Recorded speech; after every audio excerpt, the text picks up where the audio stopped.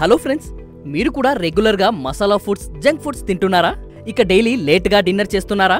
అయితే ఈ వీడియో మీకోసమే. ఇలాంటి వాళ్లకు జీర్ణకోశ సమస్యలు వచ్చే ఛాన్స్ ఎక్కువగా ఉంటుంది. దీనివల్ల కడుపు నొప్పి, ఉబ్బరం, మలబద్ధకం లేదా విరేచనాలు, వాంతులు, విపరీతమైన ఆకలి లేదా ఆకలి లేకపోవడం వంటి హెల్త్ ప్రాబ్లమ్స్ రావచ్చు.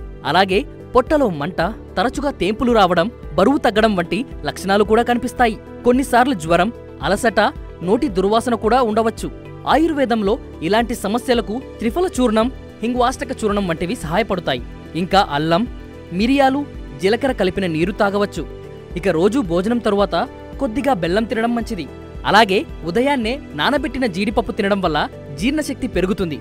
అంతేకాకుండా సరైన సమయానికి భోజనం చేయడం, నెమ్మదిగా నములుతూ తినడం అలవాటు చేసుకోవాలి. మరి మీరు ఏ జంక్ ఫుడ్ ఎక్కువగా తింటారో కామెంట్లో చెప్పండి. ఈ వీడియో మీకు నచ్చినట్లయితే వీడియోని లైక్ అండ్ షేర్ చేసి మన ఛానల్ని సబ్స్క్రైబ్ చేసుకోవడం మాత్రం మర్చిపోకండి. Thank you.